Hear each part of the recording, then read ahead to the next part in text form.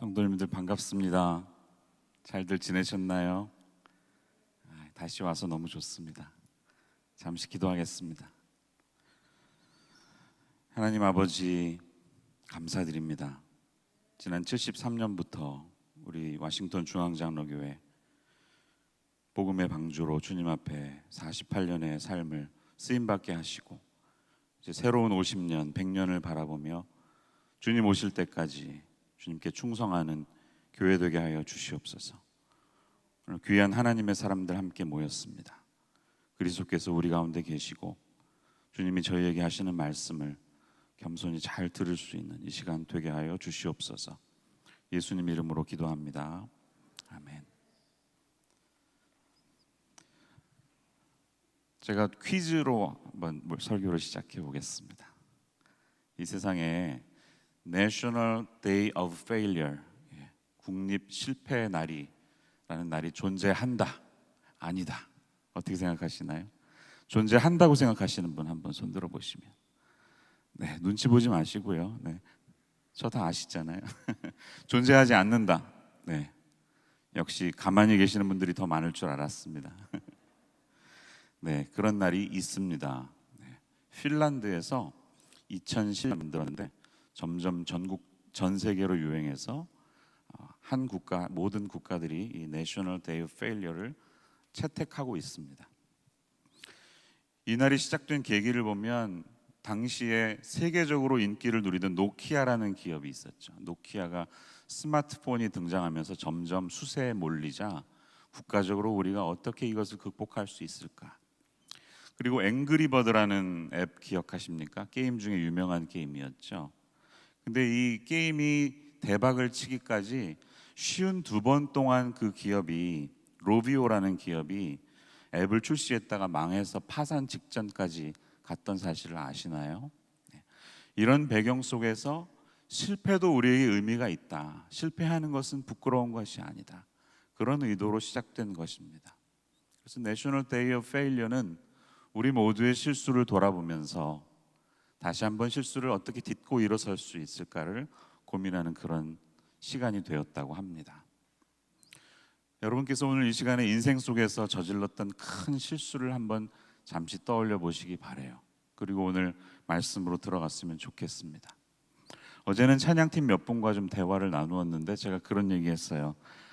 제가 토요일 새벽에 비엔나 캠퍼스에서 새벽 기도에 늦은 적이 있습니다. 찬양 인도를 해야 되는데 열심히 갔는데 이미 찬양이 끝났고 저는 부끄러운 모습으로 뒤에 앉아 있었었는데 누가 인도하셨어요? 그랬더니 아무개 권사님이 하셨다고 그러시더라고요. 광모 집사님께서 목사님 전화해도 받지도 않으시던데요. 제가 그날 전화드렸는데 지금 가고 있습니다 이러고 그냥 끊어버렸대요. 얼마나 당황했을지, 그리고 찬양을 인도를 해야 되는 저 역시 얼마나 부끄러웠는지 그날의 추억이 떠오릅니다. 여러분들도 다 그런 기억들이 있으시죠? 크게 실수했었던 날이 기억나실 것입니다. 어떤 분들에겐 그것이 씻을 수 없는 상처처럼 남아있는 분들도 계실 것입니다. 예를 들어서 교통사고가 크게 나서 쾅 소리만 들리면 사랑하는 사람의 아픔과 내가 다쳤던 기억 때문에 그것이 트라우마로 남아있는 분들도 계실 것입니다. 우리 모두는 어떤 장면이나 물건이나 소리 등등으로 그 트라우마의 순간을 많이 기억하곤 하죠. 베드로에게는 그것이 닭이 우는 소리였을 것입니다. 새벽마다 닭이 울잖아요. 선교지 가시면 아시잖아요. 자명정이 필요 없는 매일 아침 그 닭 소리를 들으면서 베드로는 깊은 트라우마에 빠져서 인생을 살았을 것입니다. 우리가 잘 아는 것처럼 충성도에 있어서는 어느 누구보다도 예수님을 더 따르겠다고 하는 그가 적어도 3번 이상이나 강력하게 주님을 부인했던, 자신에게는 최대로 자존심이 상할 수밖에 없었던 그 실수가 매일매일 그에게 떠올랐을 것입니다. 또 다른 하나는 아마 불이 아니었을까요? 여러분 불멍 좋아하시잖아요. 캠핑 가면 불 주변에 앉아서 얘기하는 게 큰 기쁨인데 베드로는 됐다고, 나는 불 안 좋아해. 그랬을 것입니다. 숯불 쬐던 그날 밤에 강력하게 주님을 부인하던 기억이 떠올라서 그는 아마 그랬을 것입니다. 켄터키 프라이드 치킨도 아마 절대로 가지 않았을 것 같아요. 그렇죠? 치킨하고 관계 있는 모든 것을 싫어했을 것 같습니다. 베드로에게는 그것이 요즘 우리가 말하는 PTSD겠죠. Post Traumatic Stress Disorder. 어떤 PTSD에 빠져서 있는 베드로와 저와 여러분 모두를 향한 이야기가 오늘의 이야기입니다.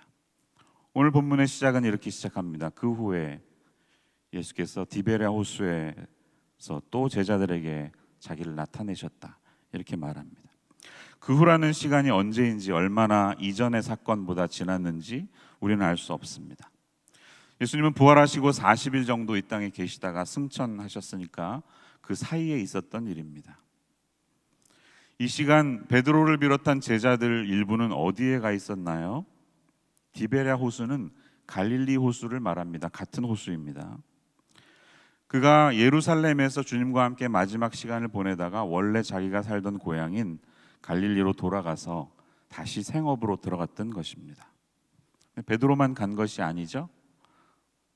적어도 7명, 모두 7명이나 되는 제자들이 같이 갔습니다. 한번 확인해 볼까요? 2절 말씀 보시면 베드로와 디두모라 하는 도마와 그다음에 나다나엘, 그죠? 갈릴리 사람 나다나엘, 세베대의 아들 2명, 제임스 앤 존, 그죠? 야고보와 요한, 그리고 또 다른 제자 2명, 이름을 알 수 없는 이렇게 7명이니까 유다는 배신하고 떠났고 7 out of 11, 적어도 63% 이상의 제자들이 다 갈릴리로 돌아가서 살고 있었던 것입니다. 어쨌든 이 사건은 20장에 일어났던 사건 이후에 어느 시간에 어느 날 새벽에 일어난 일이겠죠.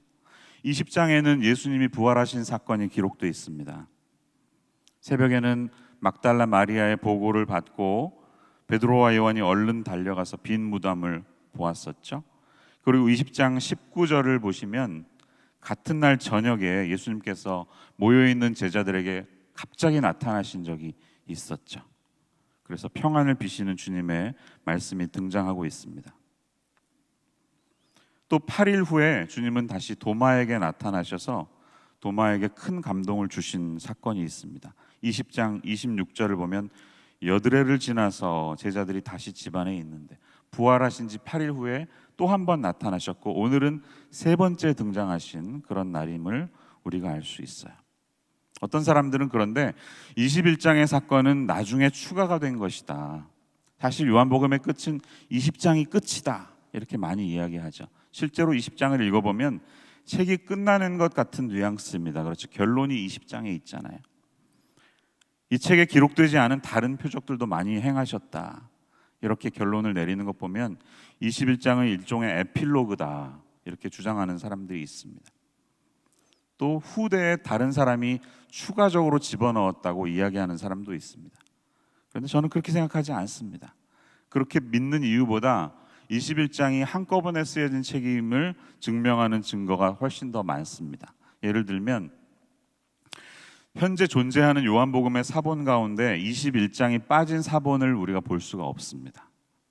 한 번도 그런 적이 없고요. 20장까지의 어휘, 문체, 문법 등이 21장에도 그대로 이어지고 있습니다. 이것이 두 번째 이유이고요. 세 번째는 21장은 20장까지 내용을 이어주고 있습니다. 앞의 이야기들을 전제로 이어가고 있습니다. 그래서 21장 9절에 나오는 숯불이라는 단어는 이미 요한복음 18장에서 우리가 보지 않았습니까? 숯불 모티브가 연결되고 있는 것을 우리는 보게 됩니다. 사실 이 숯불의 연관성은 굉장히 중요합니다. 숯불 사건에서 베드로가 저질렀던 큰 실수를 주님께서 다시 메꾸어 주시기 때문입니다. 요한은 분명히 이 베드로의 주님을 부인했던 사건을 떠올리려는 의도로 이 숯불이라는 단어를 사용한 것으로 우리가 볼 수가 있습니다. 그리고 이 오늘 우리가 읽은 이야기는 주님이 나타나셨다 1절에서 시작해서 14절 나타나신 것이라 이렇게 끝내고 계시죠. 그러므로 이 이야기는 하나의 통으로 연결된 스토리인 것입니다. 예수님은 이 세 번째 제자들에게 나타나신 일을 통해서 행하셨던 두 가지 큰 행동, 다시 말하면 고기를 잡게 하신 일과 식사를 차려주신 일을 통해 자신이 어떤 분이신지를 우리에게 드러내려고 하셨다는 사실을 알 수가 있습니다. 오늘 이야기에서 우리는 두 가지를 기억했으면 좋겠어요. 예수님은 어떤 분이신가? 첫째로, 예수님은 단순히 우리를 용서하는 데서 끝나지 않고 완전히 용납하시는 분이십니다. 우리를 완전히 용납해 주시는 분이세요. 이 숯불구이, 함께 먹은 빵과 생선구이가 주는 의미가 무엇이겠습니까? 요한은 왜 굳이 일부러 18장에서 밤을 새면서 베드로가 대제사장 집에서 예수님을 부인할 때 배경이 되었던 불을 쬐는 장면을 여기서 다시 재현하는 모습을 보여주고 있겠습니까? 성경을 보면 예수님의 공생의 기간 동안에 한 번도 제자들을 위해서 식사를 차려주셨다는 이야기가 없습니다. 물론 예수님도 수젓가락을 설거지도 하시고 테이블 세팅도 하셨겠지만 적어도 성경에는 기록되어 있지 않습니다. 그러나 분명한 것은 부활하시고 난 바로 이 장면에서 주님은 밤새도록 고기를 잡지 못하고 실패하고 돌아온 제자들을 위해서 아침 식사를 준비하고 계셨다는 사실입니다. 이 장면이 우리에게 준 의미는 완전한 용납과 완전한 용서를 의미합니다. 누군가와 식사를 함께 한다는 행동은 굉장히 의미 있는 행동입니다. 특별히 중동 사람들에게 있어서는 식사한다는 것은 최고의 환대를 의미합니다. 서구적인 삶을 살아가는 우리도 그렇지 않습니까? 미국에 살면서 누군가를 우리 집에 불러서 같이 밥을 먹는 일은 굉장한 환대가 아닙니까? 웬만하면 밖에서 식사를 하든지 차를 마시는 정도에서 끝나죠. 이것은 완전한 용납을 의미하는 것입니다. 한 사람이 보여줄 수 있는 가장 뜨거운 환대를 의미했다는 것입니다. 주님은 자신을 저버리고 도망쳤던 제자들, 배신자들, 3년 동안 함께 동거동락하면서 함께 식사했던 그들을 위해서 오늘 아침 식사를 거하게 차리시고 베드로를 완전히 용납하시는 제스처를 우리에게 보여주신다는 말입니다. 사실 예수님의 공생애를 한마디로 요약해보면 주님은 함께 먹고 마시는 분이었습니다. 예수님의 별명이 무엇이었는지 기억나시나요? 세리와 죄인들의 친구, 그리고 또 있습니다. 먹고 마시기를 탐하는 분. 얼마나 파티를 좋아하셨으면 그렇게 별명이 붙었을까요? 잘 생각해 보시면 사람들 집에 돌아다니면서 함께 식사하시던 분이셨습니다. meal fellowship, 이 함께 먹는 것의 의미를 많이 두셨던 주님이라는 것입니다. 그래서 주님의 사역의 마지막은 우리가 잘 알듯이 만찬으로 끝납니다. 세크라멘트는 사실 함께 식사를 먹는 시간이었습니다. 그리고 내가 너희에게 이렇게 보여준 것 같이 나를 기념하라, 이것을 행하라 보여주셨습니다. 계시록 3장 20절에서도 보면 식사 모티브로 끝나고 있습니다. 볼지어다 내가 문 밖에 서서 두드리노니 누군지 내 음성을 듣고 문을 열면 나는 그에게로 들어가 그와 더불어 먹고 그는 나와 더불어 먹으리라. 식사 모티브로 끝나는 것을 우리가 봅니다. 두 번째로 오늘 본문에서 우리가 예수님의 어떠한 면을 붙들어야 할까요? 그것은 주님은 우리를 완전히 용납하실 뿐만이 아니라 온전히 회복시키시고 다시 우리에게 사명을 주시는 분이심을 알 수가 있습니다. 용납하시는 데서 끝나지 않고 새로운 사명을, 그리고 우리를 완전히 회복시키시는 주님이라는 사실을 볼 수가 있어요. 자, 밤새도록 고기를 잡았는데 아무것도 잡지 못했습니다. 호숫가에 그 비린내 나는 안개 낀 그 느낌을 떠올려 보시기 바랍니다. 날이 새어갈 때 주님이 호숫가에 서 계셨지만 제자들은 주님을 전혀 알아보지 못했습니다. 왜 그랬을까요? 8절을 보시면 이 고기를 잡은 거리가 50칸 정도가 된다고 말합니다. 찾아보니까 100야드예요. 100야드. 100 yards football field. 풋볼은 50야드 반이 있지 않습니까? 대개 우리 편 20야드에서 출발해서 80야드 가면 터치다운 되는 것이죠. 풋볼 필드에 서 보셨나요? 끝에서 끝은 거의 잘 보이지 않습니다. 상당히 먼 거리입니다. 주님은 우리에게 무엇인가를 메시지를 주시기 위해서 열심히 소리를 지르신 거예요. 우리는 흔히 이렇게 생각합니다. 얘들아, 너희에게 고기가 있느냐? 이런 뉘앙스로 생각하지만 사실 백야드 떨어져 있기 때문에 소리 질러야 하는 것입니다. Hey! You got anything? Did you catch anything? 소리 지르시는 주님의 모습이 있어요. 이것은 무엇을 의미합니까? 누군가에게 다가서고 회복한다는 것은 우리의 열심과 노력이 필요해요. 저도 사실 굉장히 인트로버트한 성향이 많아서 사람에게 친근감 있게 다가서거나 오버해서 가지 않는 사람입니다. 그러나 목회하다 보니까 점점 제가 그렇게 해야 되더라고요. 조금 오버를 해서 다가서야 마음이 전달이 되더라고요.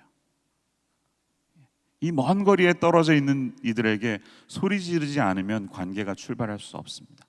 그러나 주님은 그렇게 하고 계시는 거예요. 주님이 뭐라고 말씀하시죠?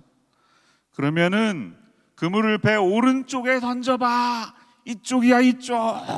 너네 볼 때 이쪽. 그렇게 하셨습니다. 그리고 놀랍게도 말씀하신 그 순간 밤새도록 잡지 못하던 배에 엄청나게 많은 물고기들이 올라오고 있습니다. 그물을 끌어올릴 수 없을 정도라고 말합니다. 그래서 잡고 났더니 요한은 분명히 여기 153마리, 53마리의 물고기가 있었다. 가득 찼다. 이렇게 기록하고 있어요. 왜 세었을까요? 요한은 그것을 왜 기록했을까요? 어떤 분이 그러시더라고요.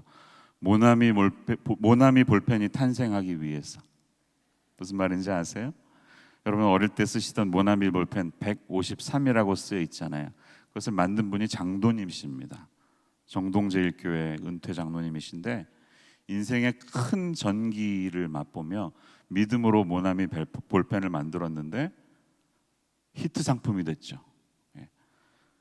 63년에 만들어졌는데 자그마치 58년 동안 어마어마한 장수하고 있는 그런 제품이 되었다고 하는 것이죠. 베드로가 이것을 기록한, 요한이 기록한 이유는 전혀 예상하지 못했던 결과였습니다. 서프라이즈. 어떻게 이런 일이 발생하고 있을까? 내가 갈릴리에 대해서는 누구보다도 잘한다고 생각했는데 우리의 기대를 완전히 뛰어넘는 서프라이즈. 주님이 개입하시면 이런 일이 일어나는구나 경험했기 때문입니다. 그런데 베드로가 기억하는 것은 많이 잡혔던 물고기의 숫자뿐만이 아니었습니다. 11절을 보시면 그물이 찢어지지 아니하였다라고 분명히 기록하고 있습니다. 이 장면은 다시는 그의 인생의 그물이 찢어지지 않겠다고 하는 예수님의 메시지이기도 합니다.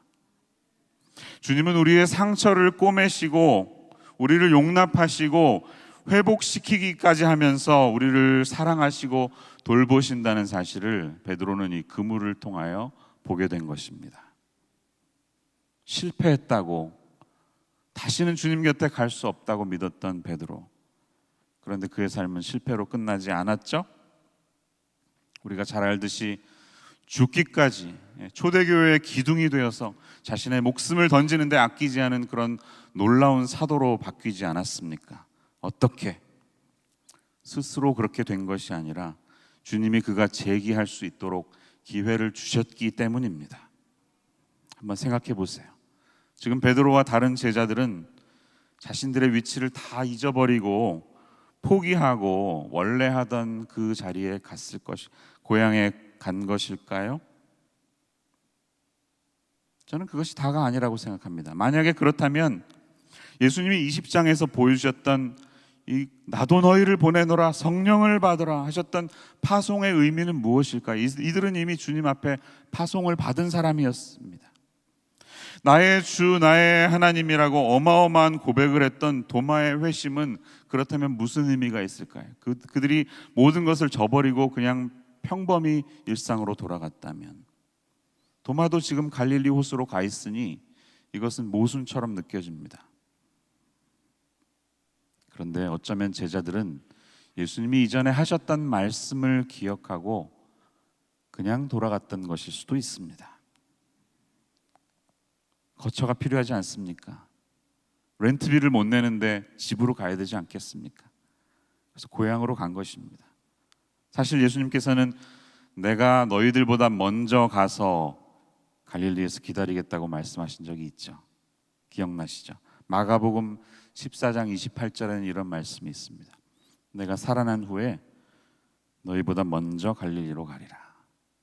이게 무슨 말일까요? 우리의 삶의 현장에 다시 찾아가시겠다는, 이미 이 상황을 아시고 다시 가시겠다는 주님의 약속이 있는 것입니다. 왜 갈릴리로 가라고 하셨을까요? 왜 갈릴리에서 다시 만나자고 하셨을까요? 왜냐하면 그곳은 3년 전 우리를 처음 부르시던, 처음 소명의 자리이던 그곳이었기 때문입니다. 저에게는 그곳이 보스턴이고요, 케임브리지 한인교회고 골든 커넬 신학교이기도 합니다. 보스턴에 갈 때마다 저는 주님 앞에 제가 가졌던 그 소명의 시간을 되돌아봅니다. 차가운 새벽 지하실 예배당에 내려가서 새벽 기도에 참여하고 열심히 밴을 운전하던 24살의 청년 시절의 저, 지금보단 피부가 많이 더 뽀송뽀송했습니다. 캘리포니아 가서 이 거센 태양 때문에 기미가 많이 생겼는데요, 저도 리즈 시절이 있었습니다. 돌아가면 항상 청년 시절로 돌아갑니다.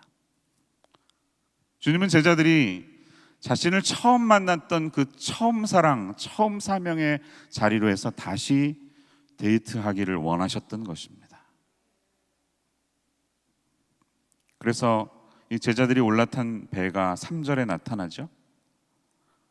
우리도 함께 가겠다고 나가서 배에 올랐으나, 이렇게 말하는데 이 배는 정관사 더가 붙어 있습니다.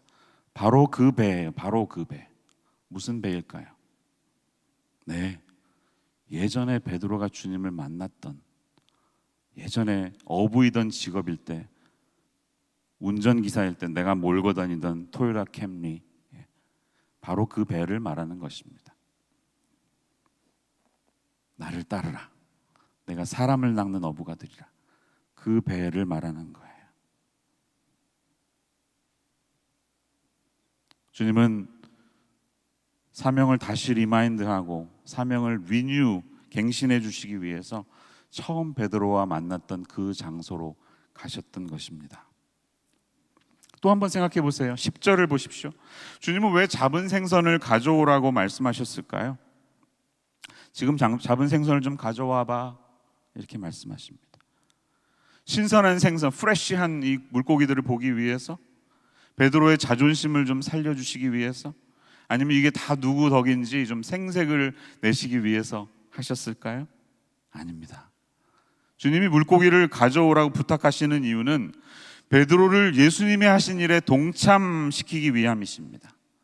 생선이 모자랐거나 자기 자신을 자랑하기 위해서가 아니라 지금 내가 한 일과 함께 동역하고 있는 것이다. 너는 나와 함께 다시 동역하고 나의 사역에 동참하고 있는다는 사실을 보여주시기 위함입니다. 주님은 우리와 함께 주님의 일을 감당해 가기 원하시는 분이세요. 사람을 낚는 어부, 이 귀한 사명을, 영혼을 구원하는 이 귀한 일들을 주님이 아무에게나 맡기시겠습니까? 이 사명은 내가 실력이 있다고 하는 게 아닙니다. 주님께서 나에게 사명을 주셨다고 인식하는 사람만이 이 귀한 일을 감당할 수가 있습니다. 사랑하는 여러분들에게 생명보다 귀한 이 사명의 일을 다시금 회복하는 일들이 오늘 이 시간 이후로 일어나시기를 주님의 이름으로 축원합니다. 여러분에게 보스턴이 있으십니까? 여러분에게 갈릴리가 있으십니까? 그 자리로 주님이 다시 가서 나와 만나자 하시면 어떻게 반응하시겠습니까? 오늘 메시지의 핵심은 이것입니다. 새벽녘에 다시 주님이 우리를 만나주신 그 자리에 돌아갔을 때 어떻게 하겠냐는 거예요. 순장하다가 완전히 순을 망쳐보신 경험이 있으신가요? 밥을 차려놨는데 갑자기 20분 전에 아무도 못 온다고 그래서 다 치워버리면서 다시는 하나 봐라. 이런 경험해 보셨나요? 부장으로 차장으로 섬기시다가 부서가 완전히 다이내믹스가 망가지는 그런 실수를 하신 적도 있습니까? 사랑하는 워싱턴 중앙장로교회 성도님들, 주님께서 오늘 이 말씀을 통해 다시 내가 너희에게 준 그 사명을 회복하라고 말씀하고 계십니다. 이 사명이 다시 갱신되기를 원하시는, 그리고 우리가 감당하는 일은 나의 실력이나 나의 힘으로 하는 것이 아니라 오직 주님이 하고 계시는 놀라운 일에 우리가 동참할 뿐이라는 사실을 기억하시는 여러분들 되시기를 바랍니다. 한 사람의 지도자가, 한 사람의 일꾼이 세워지기까지 얼마나 많은 사람들의 땀과 눈물과 수고와 기도가 있는지를 떠올리시기를 바랍니다. 베테랑급인 10년차 F-16 전투기 조종사 한 명을 양성하는데 얼마가 드는지 아시나요? 오래전의 통계입니다. 15년 전의 통계인데, 공군은 교관급인 10년차 F-16 전투기 조종사를 길러내기 위해서는 총 87억 원이 든다고 발표했습니다. 87억 원. 맨 먼저 그를 공군 사관학교에서 생도 한 명을 4년간 교육시키는데 약 2억 1천만 원이 투입됩니다. 그리고 소위로 임관한 후에 약 2년간의 비행훈련에 27억 9천만 원의 돈이 듭니다. 이후에 8년 동안 훈련과 비행 경험을 통해서 베테랑급 교관 조종사로 탈바꿈 시키기까지 57억 원의 추가 비용이 들어간다고 합니다. 성숙한 리더 한 명을 길러내기 위해서 들어가는 비용은 얼마나 될까요? 부족한 전도사님이 강도사님이 되고 목사로 길러지기까지 그를 세우기 위해서 들어가는 우리의 수고와 땀과 기도와 용납은 값으로 표현할 수 없는 것이겠죠.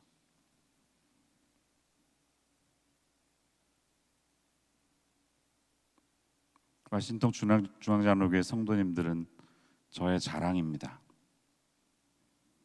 지난 14년 9개월 동안 이곳에서 29살 그 철부지 나이에 와서 44살이었나요? 그때까지 있을 때까지 제가 얼마나 많은 부족한 모습을 보였을지 많이 떠올려 보았습니다.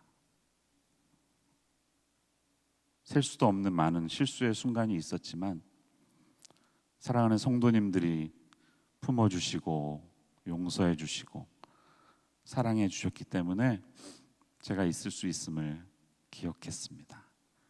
그리고 정말 진심으로 사랑해 주셔서 감사드리고 용서해 주셔서 감사드린다는 말씀을 전해드리고 싶어요. 또 다른 사람들을 또 길러주시기 바랍니다. 부족한 사람들이 사도 베드로가 될 수 있도록 그들을 품어주시기를 바랍니다. IBM의 인공지능인 왓슨은 IBM의 1900년대 초반을 이끌었던 초대 경영자 왓슨의 이름에서 따왔다고 합니다. 초대 경영자였던 이 토마스 왓슨은 경영 손실로 회사에 1,000만 불의 손해를 입힌, 당시로서는 어마어마한 돈이죠. 그를 호출했습니다. 이 부사장이 풀이 잔뜩 죽은 모습으로 와서 말합니다. 사장님, Do you want me to resign? 저의 사임을 원하십니까? 그의 질문에 왓슨이 대답합니다. 장난하십니까? 나는 당신의 교육비로 1,000만 불을 투자했습니다. 당신은 절대 사임하면 안 됩니다. 주님이 여러분에게 맡겨주신 사명을 그만두신다고요? 내려놓으시겠다고요? 제가 토마스 왓슨처럼 한번 말씀드릴게요. 장난하십니까 지금? 여러분들이 이 자리에 오시기까지 얼마나 많은 사람들의 수고와 사랑과 땀과 눈물이 있었는지 기억하시냐는 것입니다. 한 송이 국화꽃을 피우기 위해서 봄부터 그렇게 많은 소쩍새들이 울었고, 천둥은 먹구름 속에서도 그렇게 울었고, 간밤의 무서리가 그렇게 내렸던 것처럼 한 명의 하나님의 사람을 길러내기 위해서 천국에서는 지금 얼마나 많은 일들이 일어나고 있는지 오늘 이 메시지를 통해 기억하시며 다시 한번 주님의 사명을 회복하시는 저와 여러분 모두가 되시기를 주님의 이름으로 축원합니다.